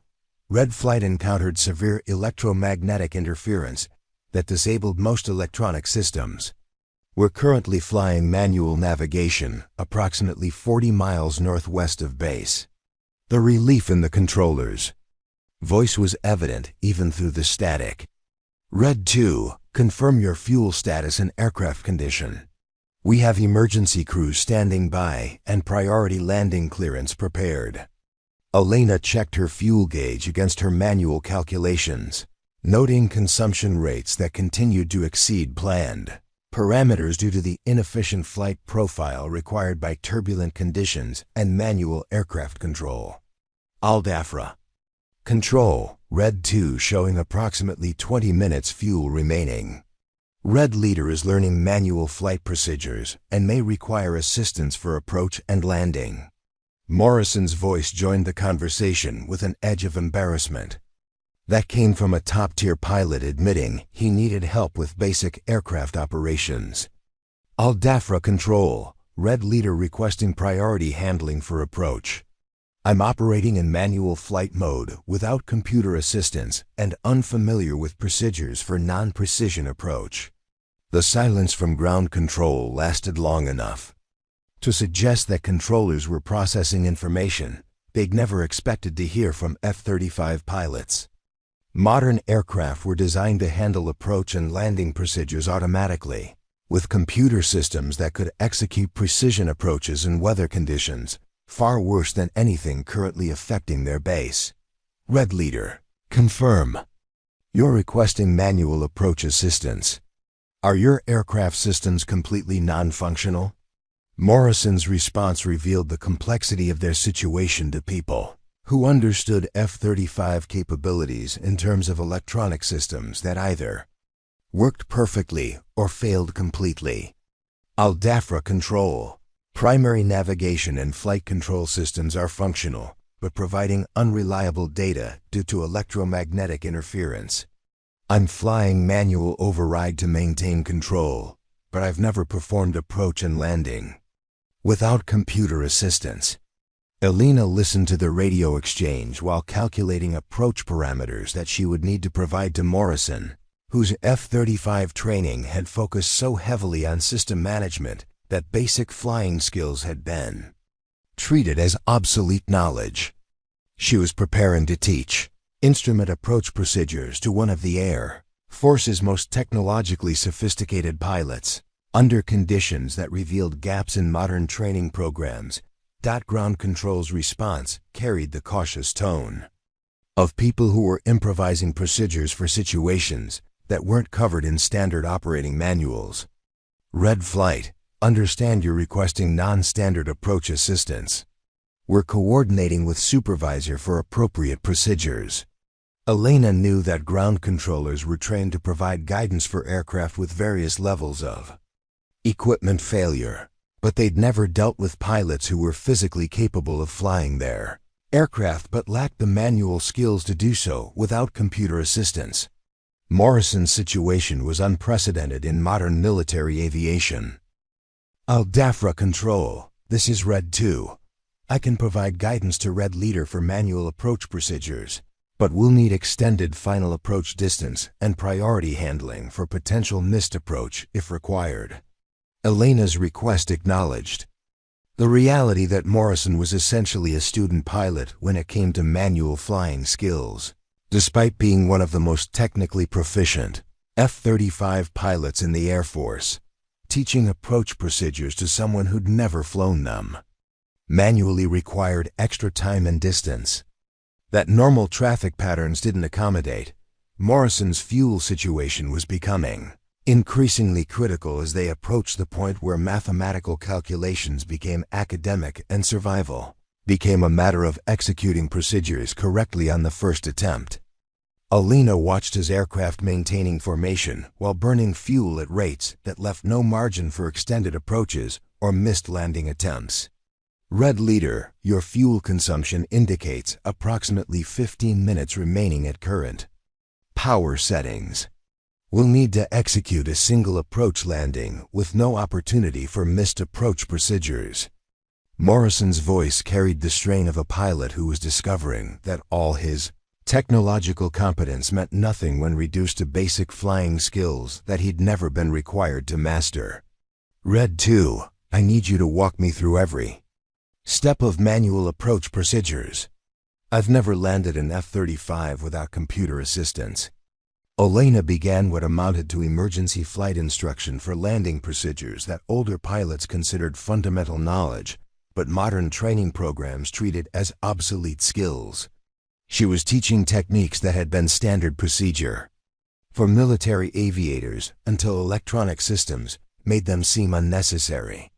Red Leader, manual approach requires constant attention to airspeed, altitude, and descent rate without computer assistance. You'll need to make continuous small adjustments rather than relying on automated systems to maintain approach parameters. As they began their approach to Al Dafra Air Base, Elena could see the runway lights in the distance, but she knew that Morrison's unfamiliarity with visual approach references would make landing significantly more difficult than his training had prepared him for. Modern F-35 pilots learn to trust their heads-up displays rather than developing the visual judgment that manual approaches required. Ground control provided vectors that would bring them to the runway, but Elena realized that Morrison would need more detailed guidance than standard approach instructions could provide. Al Dafra control, Red Leader will require continuous approach guidance including airspeed, altitude, and descent rate callouts. He's unfamiliar with manual approach procedures. The controller's response revealed how unusual their situation had become. Red 2, we can provide standard approach callouts, but our controllers aren't trained to provide flight instruction to qualified pilots. Can you provide the detailed guidance Red Leader requires? Elena found herself in the position of providing real-time flight instruction to a pilot approaching a runway with insufficient fuel for mistakes, while ground control provided basic information that assumed both pilots understood procedures that only Elena had actually practiced. Morrison's survival depended on learning skills in minutes that normally required hours of training. Red Leader, begin descent to 3,000 feet and reduce power to approach speed. Watch your airspeed indicator and maintain 150 knots. Elena's instructions guided Morrison through procedures that required him to manually control airspeed, altitude, and descent rate simultaneously, skills that his F-35's computer systems normally coordinated automatically. She watched his aircraft's flight path become increasingly erratic as he struggled to manage multiple variables without electronic assistance. Red 2, this is much more difficult than I expected. The aircraft wants to accelerate in the descent, and I'm having trouble maintaining stable airspeed. Elena provided guidance based on techniques that older pilots learned through repetitive practice, explaining energy management principles that computer systems handled automatically, but pilots needed to understand when automation became unavailable. Red Leader, use small power adjustments to control airspeed and elevator inputs to control descent rate. The aircraft will naturally want to accelerate in descent, so you need to reduce power below normal approach settings. Morrison's F-35 gradually stabilized as he began to understand the relationship between power, airspeed, and descent rate that formed the foundation of manual flying skills. Elena could see his improvement, but she also recognized that his fuel situation left no room for the extended learning curve that manual approaches normally required. All DAFRA control. Red Leader is now 5 miles from the runway on final approach. Fuel situation is critical, with approximately 8 minutes remaining. Ground control cleared other traffic from the approach corridor and activated emergency equipment that would be standing by in case Morrison's approach became unstable. Red Flight, you have priority approach clearance. Runway is clear and emergency. Crews are in position. Elena monitored Morrison's approach while calculating that his fuel consumption would leave him with perhaps 3 minutes of flying time when he reached the runway threshold. The mathematics of their situation meant that his approach had to be successful on the first attempt, with no possibility of missed approach procedures if something went wrong. Red Leader, you're looking good on approach profile. Continue current descent rate and maintain approach speed. The runway is directly ahead at 12 o'clock.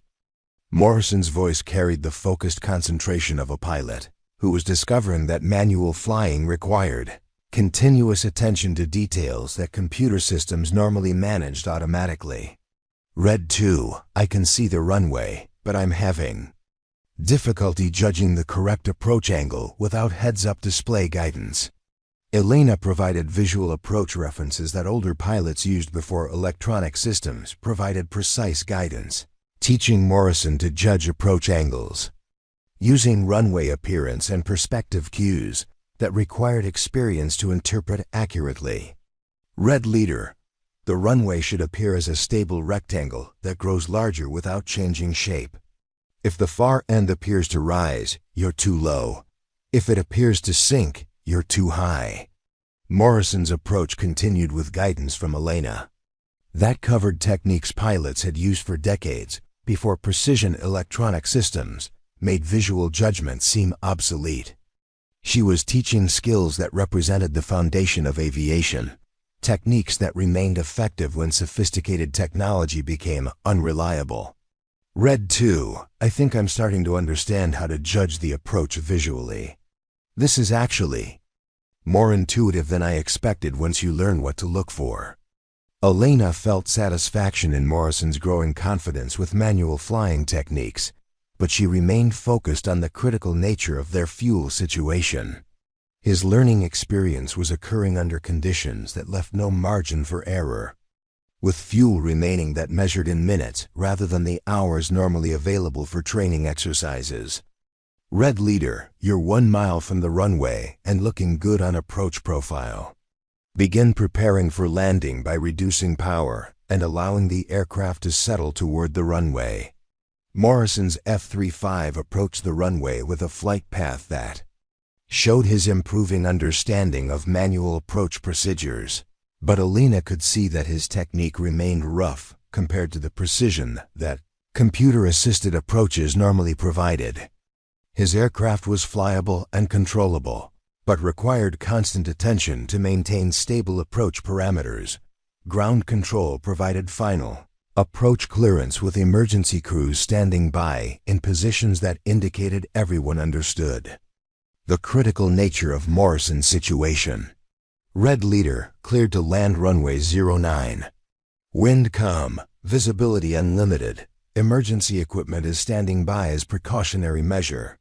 Elena watched Morrison's aircraft cross the runway threshold, with fuel gauges showing levels that would provide perhaps 2 minutes of additional flying time if landing became necessary.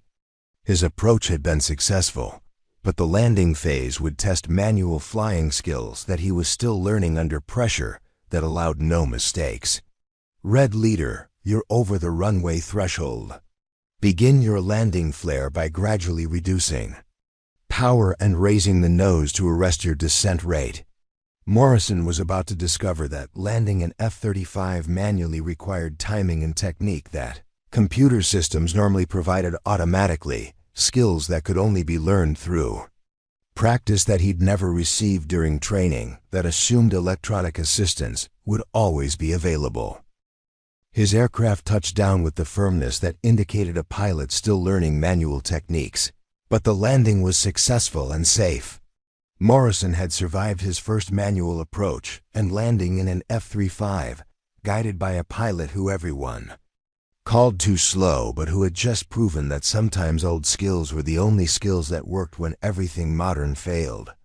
Morrison's F-35 rolled down the runway with the kind of controlled emergency landing that looked routine to observers, but represented a triumph of fundamental flying skills over technological dependence.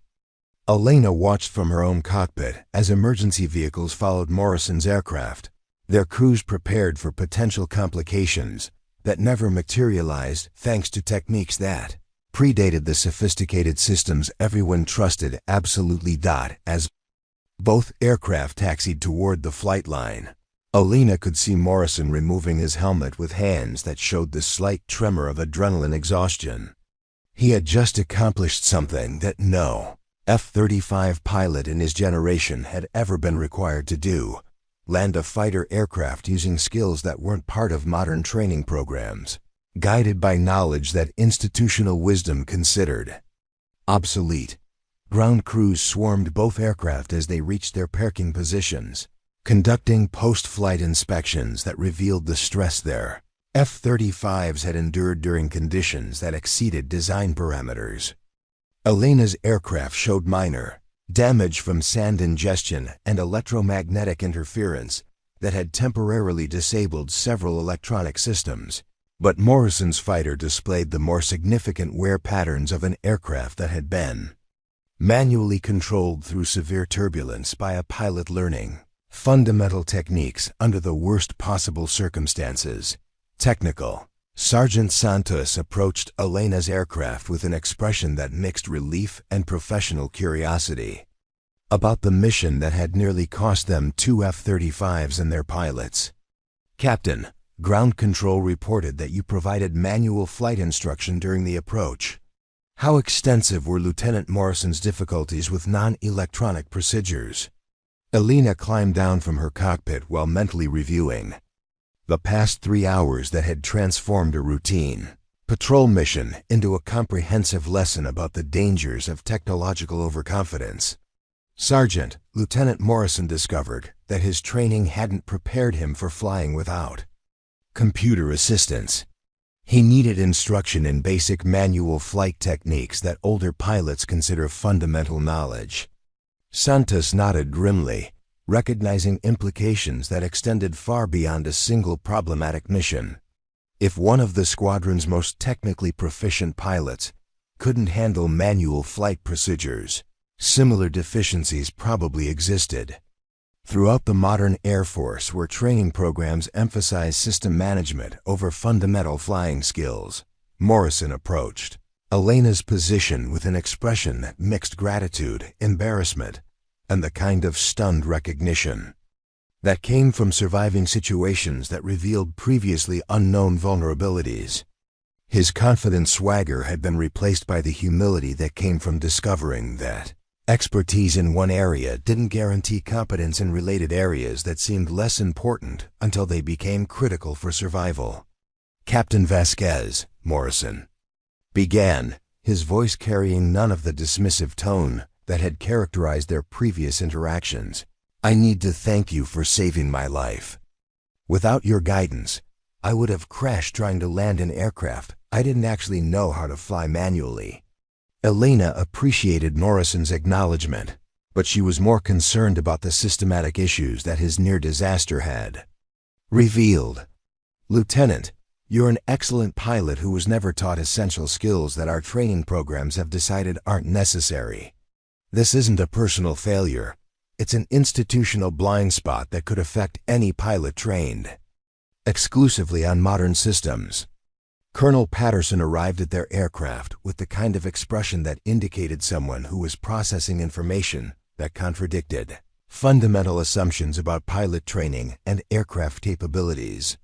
His confident bearing from the morning briefing had been replaced by the uncertainty of a commander who was discovering that his squadron's greatest strengths might also represent dangerous vulnerabilities. "Captain Vasquez, Lieutenant Morrison," Patterson said carefully, "I need a complete briefing on what happened during your mission." Ground control reported system failures and manual flight procedures that aren't part of standard F-35 operations. Elena exchanged a glance with Morrison, recognizing that their mission report would challenge institutional beliefs about technological reliability and pilot training that had defined military aviation policy for the past decade. They had experienced conditions that weren't supposed to exist and survived, using techniques that weren't supposed to be necessary. "Sir," Elena began, "we encountered electromagnetic interference that disabled navigation and flight control systems, despite weather forecasts that predicted optimal conditions. The storm system generated interference patterns that overwhelmed our aircraft's electronic systems and required manual flight procedures to maintain control." Patterson's expression revealed someone who was struggling to reconcile field reports with institutional assumptions about F-35 capabilities and pilot training requirements. Modern military doctrine assumed that F-35 systems could handle any realistic environmental conditions, making manual backup procedures seem like unnecessary legacy knowledge. Morrison stepped forward with the kind of honesty that military culture often discouraged when it revealed uncomfortable truths about institutional failures. "Sir, I discovered that my training hadn't prepared me for flying without computer assistance. Captain Vasquez had to teach me manual flight control, navigation, and approach procedures during the mission because I'd never learned them during normal training." The admission hung in the air like an unexploded bomb, carrying implications that could reshape training programs and challenge assumptions about pilot competence that extended throughout the modern Air Force. Morrison was acknowledging that the military's most advanced pilots might be unprepared for scenarios that older pilots considered routine emergencies. Patterson was silent for a long moment, clearly processing information that contradicted everything he'd believed about pilot training and aircraft reliability.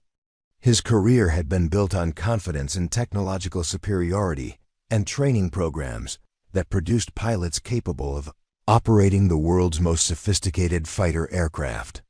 "Lieutenant Morrison, are you saying that F-35 training programs don't adequately prepare pilots for equipment failures?" Morrison glanced at Elena before responding, seeking support for honesty that could affect both their careers, but might prevent future pilots from experiencing similar near disasters. "Sir, F-35 training assumes that backup systems will compensate for primary system failures. We're not taught manual procedures because computers are supposed to handle emergency situations automatically." Elena recognized the moment when institutional momentum could either suppress uncomfortable truths or acknowledge them honestly enough to prevent future disasters.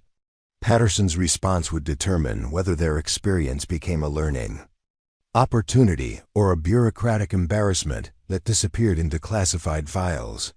"Captain Vasquez," Patterson continued, "in your assessment, how widespread is this preparation gap among current F-35 pilots?" Elena chose her words carefully, knowing that her response could influence training programs that affected thousands of pilots throughout the Air Force. "Sir, any pilot trained exclusively on F-35 systems would face similar difficulties if required to fly manually. The aircraft are capable of manual operation, but the skills aren't emphasized because computer systems normally handle those functions." Technical. Sergeant Santos approached with data that she'd been analyzing during their mission debriefing, carrying information that could provide context for the systematic issues they'd discovered. "Colonel, I've been reviewing squadron training records and pilot proficiency evaluations." Patterson nodded for Santos to continue, recognizing that technical analysis might provide objective perspective on problems that could otherwise be dismissed as isolated incidents affecting only specific individuals. Sir, our pilots consistently score excellently on evaluations that measure system management and technology integration, but we don't test manual flying skills because they're not considered relevant to F-35 operations. Based on today's experience, we might need to reconsider that assumption. Santos's analysis confirmed what Elena had suspected for years. Modern training programs had optimized pilot education for scenarios where technology functioned perfectly while systematically eliminating skills that became critical when technology failed unexpectedly. The result was pilots who were supremely competent under ideal conditions, but potentially vulnerable when conditions exceeded technological parameters. Patterson studied the data that Santos provided, noting patterns that revealed systematic gaps in pilot training that had been invisible as long as aircraft systems functioned reliably. Sergeant, what would be required to address these preparation gaps? Elena stepped forward with recommendations that she'd been developing for years but had never been able to implement due to institutional resistance to training methods that seemed obsolete. Sir, pilots need instruction in manual flight control, dead reckoning navigation, and visual approach procedures. These skills provide backup capabilities when electronic systems become unreliable. Morrison added his support with the credibility of someone who had nearly died due to training deficiencies that he was now uniquely qualified to address. Sir, I'd recommend that all F-35 pilots receive manual flying instruction, similar to what Captain Vasquez provided during our emergency. Those skills could save lives in situations that our normal training doesn't prepare us for. Elena felt a mixture of vindication and frustration as she listened to Morrison, advocate for training methods that he had dismissed as obsolete just hours earlier. His conversion to understanding the value of fundamental flying skills had been purchased at the cost of nearly losing his life, but his advocacy could prevent other pilots from facing similar dangers. Patterson's expression revealed someone who was beginning to understand that technological advancement had created vulnerabilities that nobody had anticipated because everyone had assumed that advanced systems eliminated the need for basic skills rather than simply changing the circumstances under which those skills became necessary. Captain Vasquez, I want you to develop a comprehensive training program that addresses the deficiencies Lieutenant Morrison experienced. Include manual flight procedures, backup navigation techniques, and emergency landing skills that can function when electronic systems fail. Elena recognized the significance of Patterson's request, which represented the first institutional acknowledgement that modern training programs contained gaps that could prove fatal under real-world conditions. Developing effective training would require overcoming years of resistance to methods that seemed primitive compared to sophisticated technological systems. Sir, effective manual flight training requires extensive practice to develop instinctive responses that function under stress. Pilots need experience with conditions that challenge their aircraft's electronic systems, so they can learn to recognize when manual intervention becomes necessary. Morrison nodded emphatically, adding his perspective as someone who had discovered the importance of manual skills under circumstances that nearly cost him his life. Sir, the training would need to include scenarios where electronic systems provide false information or conflicting guidance. Pilots need to learn when to distrust their instruments and rely on fundamental flying skills. Elena listened to Morrison, advocate for training principles that represented everything he had dismissed during their previous interactions, recognizing that near-death experiences could change perspectives more effectively than years of theoretical instruction.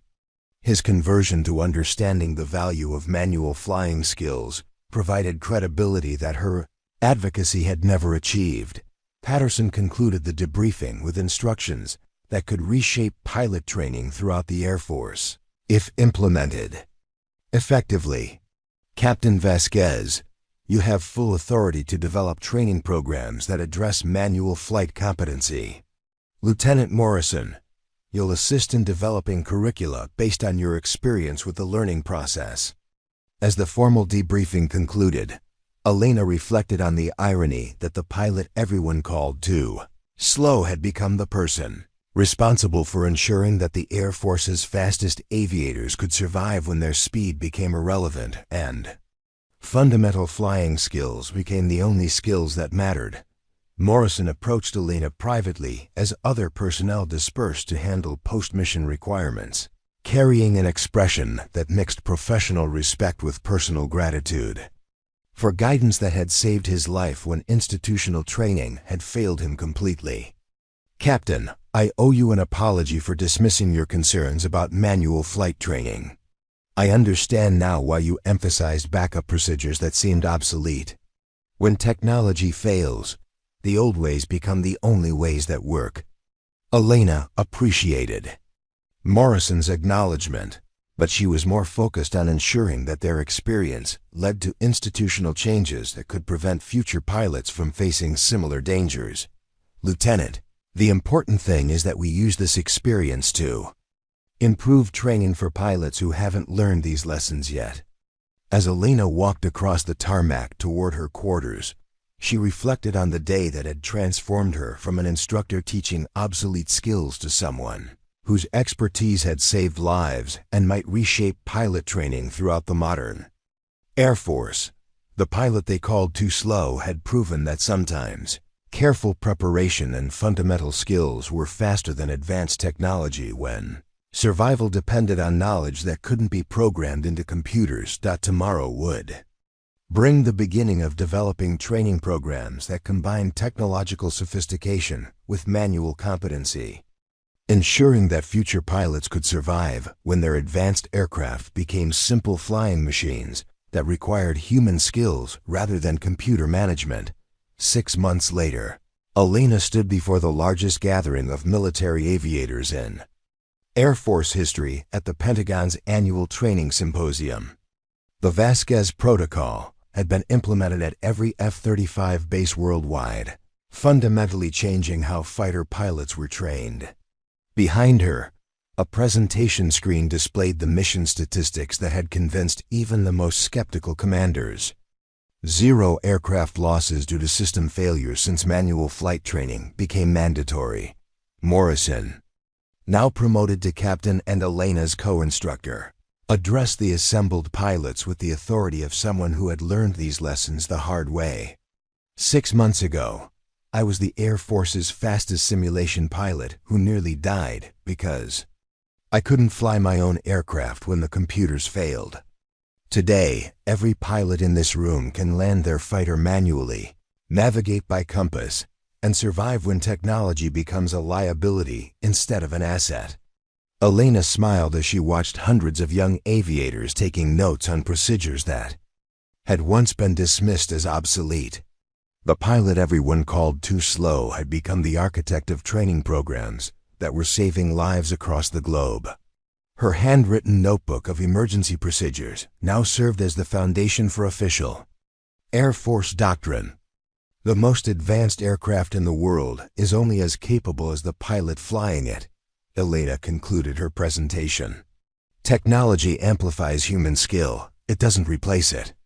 The standing ovation lasted 5 minutes. What story amazed you most? Share in the comments below. The difference between surviving disaster and becoming its victim often comes down to preparation nobody thinks you need, until you desperately do. Elena's story proves that sometimes the outdated approach is the only one that works when everything modern fails. Hit subscribe and the bell icon for more incredible stories of triumph against impossible odds. Your next inspiration is just one click away.